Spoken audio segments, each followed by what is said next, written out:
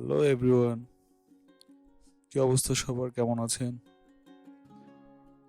আশা করি ভালোই আছেন আর অনেক বেশি প্র্যাকটিস করছেন। আচ্ছা, আজকে আমরা যে টিউটোরিয়ালটা করছি সেটা হচ্ছে বার্ডস এর একটা টিউটোরিয়াল। ছবিটাকে দেখে খুব ভালো লেগেছিল, তো চিন্তা করলাম এটা নিয়ে একটা ছোটখাটো টিউটোরিয়াল বানানো যাক। আর এই বার্ডসটা হচ্ছে একটা আফ্রিকান বার্ডস, আই থিঙ্ক। এটা হচ্ছে কারমাইন বার্ডস। দেখতে খুবই কিউট আর অনেকটা কালারফুল ছিল, বিধে আমি এই পাখিটা চুজ করেছি সাবজেক্ট হিসেবে।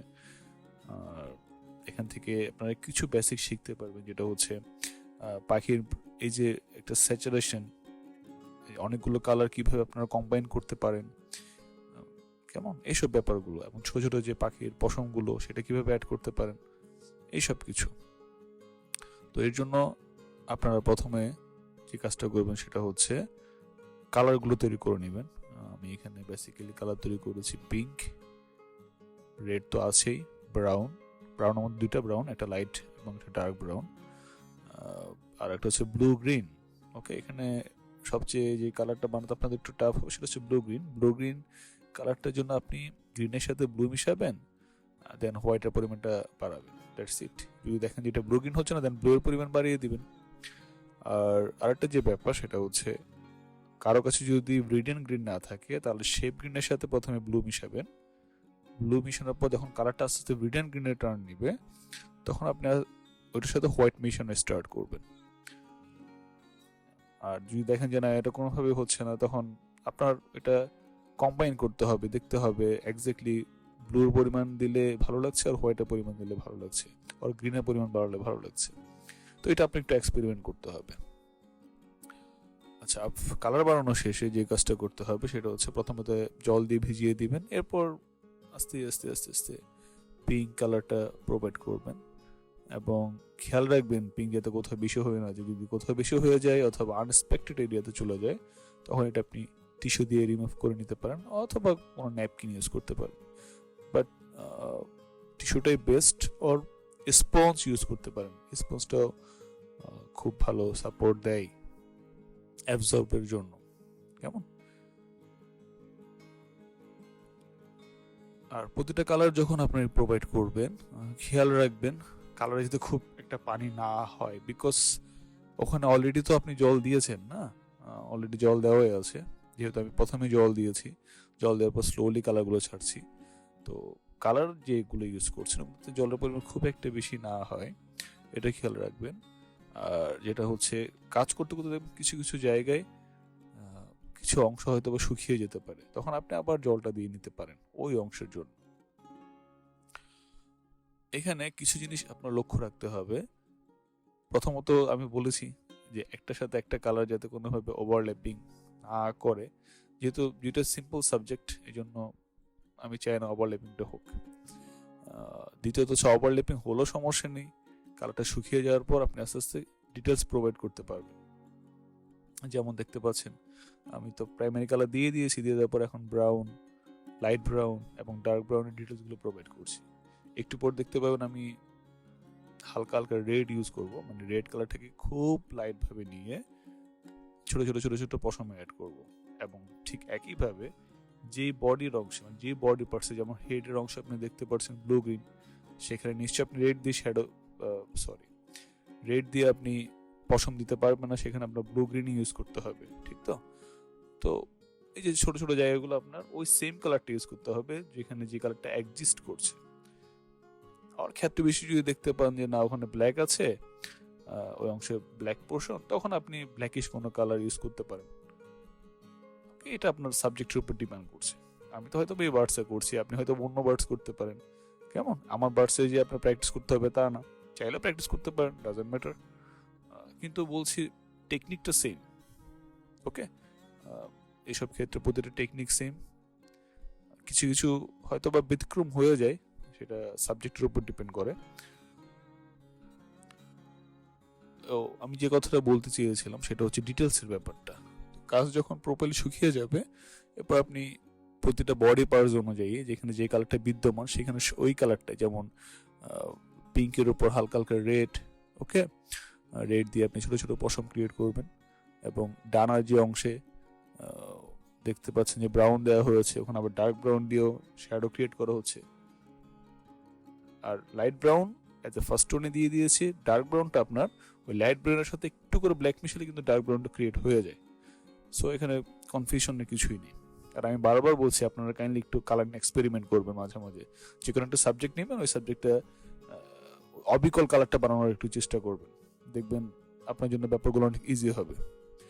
তারপর আমি পাশে তো রেখেছি প্লেটটা, দেখতে পাচ্ছেন কোথায় কি কালার আছে, কিভাবে কি মিশাচ্ছি, এই ব্যাপারগুলো একটু অবজার্ভ করবেন। আর পাখি ডিটেলসের ক্ষেত্রে যে ব্যাপারটা আমি পার্সোনালি গেইন করেছি, এটা ছোটখাটো একটা নলেজ আমি গেইন করেছি, সেটা হচ্ছে যদি ডিটেলসে কাজ করতে চান তখন অবশ্যই আপনার প্রতিটা কালার শুকানোর জন্য অপেক্ষা করতে হবে। কেউ মানে প্রথমে যে কালারটা দিচ্ছেন ওটাকে একটু শুকানোর জন্য সময় দেন, দেন সেকেন্ড যে লেয়ারটা দিচ্ছেন ওটাকে একটু শুকানোর জন্য সময় দেন। আপনি মানে একটু সময় নিয়ে কাজটা করলে না, দেখবেন যে কাজটা আপনাকে খুব ভালো একটা আউটপুট দিবে। আমি হয়তো একটু ফাস্ট ফরওয়ার্ড করেছি, এই জন্য ব্যাপারটা মনে হচ্ছে না খুব দ্রুত করছি, এক্স্যাক্টলি তা না। দেখা যাচ্ছে আমার ভিডিওর ডিউরেশন হয়েছে 30 থেকে 40 মিনিট। কেমন, তো অত বড় ভিডিও আমি দিচ্ছি না, ওটা আপনারাও বোর হয়ে যাবেন। এই জন্য আমি এটাকে ফাস্ট ফরওয়ার্ড করে ছোট করে নিয়েছি। এই জন্য আপনাদের মনে হচ্ছে না আমি দ্রুত কাজ করছি, এক্স্যাক্টলি তা না। আমি একটু অপেক্ষা করেছি, ওকে, অপেক্ষা করে কাজের ফাঁকে ফাঁকে কেমন ওই ছোটখাটো ডিটেলস গুলো দিয়ে দিয়েছি। যেমন আপনারা ফার্স্ট ওয়াশটা দেখেছেন, এরপর দেখছেন আমি আরেকটা কাজ চলে যাচ্ছে, এক্স্যাক্টলি তা না।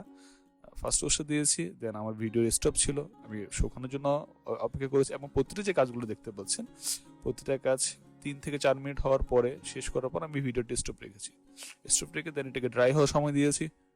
ওকে, ড্রাই হওয়ার সময় দেওয়ার পর এরপর আস্তে আস্তে ডিটেলসে যাওয়া, প্রতিটা ডিটেলসের পরে আমি এটাকে একটু ড্রাই হওয়ার সময় দেই। আর যদি ভালো পেপার ইউজ করে থাকেন তো ভালো, যদি ভালো পেপার ইউজ করে না থাকেন তখন আরেকটা জিনিসের প্রতি লক্ষ্য রাখতে হবে, সেটা হচ্ছে পেপার। কেমন, পেপারের যে ভালভটা আছে, আপনি যদি কন্টিনিউসলি একই জায়গায় ঘষতে থাকেন না, ওখান থেকে দেখবেন ছোট ছোট পেপার অংশ উঠে যাবে, স্পেশালি আমাদের দেশের লোকাল হ্যান্ডমেড গুলা। আপনি যদি লোকাল হ্যান্ডমেড ইউজ করতে পারেন ফাইন, খুব ভালো একটা পেপার। যদি ইউজ করতে না পারেন, বারবার ঘষতে থাকেন, তখন দেখবেন পেপার একটা ভালভ উঠে আসবে। সেই ব্যাপারটা একটু কেয়ারফুল, বিকজ আপনারা হয়তো আমার মতো ওয়াটার কালার প্যাড নাও ইউজ করতে পারেন, সবার সেই অ্যাবিলিটিটাও নেই একটা expensive water colour pad use করা। তো সেক্ষেত্রে বলছি লোকালি ওয়াটার কালার প্যাড দিয়ে কাজ সম্ভব, কিন্তু ঘষাঘষি করা যাবে না। কেমন, অতিরিক্ত ঘষাঘষি করতে যাবেন, পেপারে দেখবেন আস্তে আস্তে কি ভালভটা উঠে যাচ্ছে, ছোট দেখবেন একটা দানা ক্রিয়েট হচ্ছে ওখান থেকে। মানে এর মানে হচ্ছে আপনি প্রতিটা ব্রাশের আঁচড়ের সাথে সাথে ওখান থেকে পেপারের যে ছোট টুকরোগুলো আছে সেগুলো উঠতে শুরু করে। আপনার হ্যান্ডমেড পেপার ওভারলিপিং অবশ্যই করা যায়, কিন্তু হচ্ছে স্লোলি, আস্তে আস্তে কেমন ধীরে ধীরে আগাতে হবে।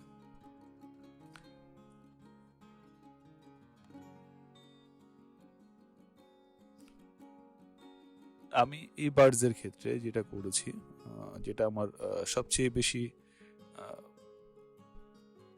আমি মনে করি যেটা আপনাদের জন্য অ্যাকচুয়ালি শিক্ষণীয়, সেটা হচ্ছে ডিটেলিংটা। ফার্স্টের দিকের ওয়াশটা, মাঝখানে ডিটেলিংটা, এবং শেষের দিকের ওয়াশটা দেখবেন আমি ব্লু দিয়ে খুব সুন্দর একটা ওয়াশ দিয়েছি শেষের দিকে। এই জিনিসগুলো আপনাদের একটু আমি মনে করি অবজার্ভ করা খুব বেশি প্রয়োজন, বিকজ দেখা যায় আপনি এমন একটা কোনো ব্যাকগ্রাউন্ড কালার দিয়ে দিলেন যেটা আপনার কাজের সাথে কোনোভাবে সুইটেবল না অথবা যাচ্ছে না। তো এই ব্যাপারগুলো আপনাদের একটু স্টাডি করতে হবে, এবং আমি মনে করি দেখতে পাবেন শেষের দিকে যে ওয়াশটা কতটা একটা কাজকে ফুটিয়ে তোলে। আপনার ব্যাকগ্রাউন্ডের কালারটা কিন্তু অনেক সময় সাবজেক্টের জন্য মোস্ট ইম্পর্টেন্ট। আপনার অনেক সময় ব্যাকগ্রাউন্ডের কালারের উপর ডিপেন্ড করে সাবজেক্টটা ফুটে ওঠে। ওকে, তো আপনাদের প্রতিটা জিনিস অবজার্ভ করতে হবে। এই যে দেখতে পাচ্ছেন ছোট ডিটেলস গুলো, এগুলো কিন্তু আমি খুব ধরে কাজগুলো করেছি। অথবা দেখতে মনে হচ্ছে খুব দ্রুত করছি, তা না, ধরে ছোট details, first tone, second tone, third tone. কেমন, first tone, second tone, third tone আমরা সব দিকে ইউজ করি, সেটা স্কেচ হোক, পেস্টেল হোক, ওয়াটার কালার হোক, অয়েল হোক, অ্যাক্রিলিক হোক, ওয়াশ হোক, এনিথিং। কেমন, টোনিংটা সব জায়গায় ইউজেবল, এবং সেটা যদি আপনি একটা সিঙ্গেল লাইনও দেন না, সেটার মধ্যে কিন্তু টোনটা ভ্যারি করে। তো এই টোনের দিকে আপনার সবচেয়ে বেশি নজর রাখতে হবে যে আপনি কয়টা গ্রেডে যাচ্ছেন, ওই কালারটা শুকানোর পর এক্স্যাক্টলি কেমন দেখা যাবে আপনার কাজকে। ওকে, এবং ওইটার পরে ওই কালার শুকানোর পর আরো কোনো কালার ডিমান্ড করছে কিনা, ওকে, আরো কোনো গাঢ় কালার ডিমান্ড করছে কিনা সেটা আপনার অবজার্ভ করতে হবে। বাট যেই লেয়ারটা ইউজ করছে অথবা যেই কালারটা ইউজ করছেন ওইটাকে অবশ্যই একটু ড্রাই হওয়ার সময় দিবেন। ড্রাই হলে আপনি বুঝতে পারবেন এক্স্যাক্টলি আপনার কাজটা কেমন দেখাচ্ছে, এটা কি আরো কালার ডিমান্ড করছে আর কালার ডিমান্ড করছে না, কেমন, এই জিনিসটা আপনি বুঝতে পারবেন। আর একটা শিল্পকর্মের তো জানেন এক্স্যাক্টলি কখনো শেষ হয় না। আমি চাইলে পাখিটার পিছনে দিনের পর দিন সময় দিতে পারি, কেমন, সময় দিয়ে আমি আরো ডিটেলস বের করতে পারি, আরো কাজ করতে পারি, কিন্তু আমরা এটাকে শেষ করে দেই। আমরা বলি যে অ্যাকচুয়ালি কাজটা শেষ, এক্স্যাক্টলি কোনো কাজ শেষ হয় না, কাজটা আমরা শেষ করি, ঠিক না? আমি চাইলে এখানে আরো ছোট ছোট ডিটেলস দিতে পারি, আরো কাজ করতে পারি, অনেক অনেক কিছু পাখি ছোট ছোট ডিটেলস বের করতে পারি, কিন্তু সম্ভব না আর কি। ক্ষেত্রে এসে কিছুটা সময় পরে এটাকে স্টপ করে দিতে হয়, এটাই বলতে হয় যে না এক্স্যাক্টলি কাজটা শেষ, কেমন।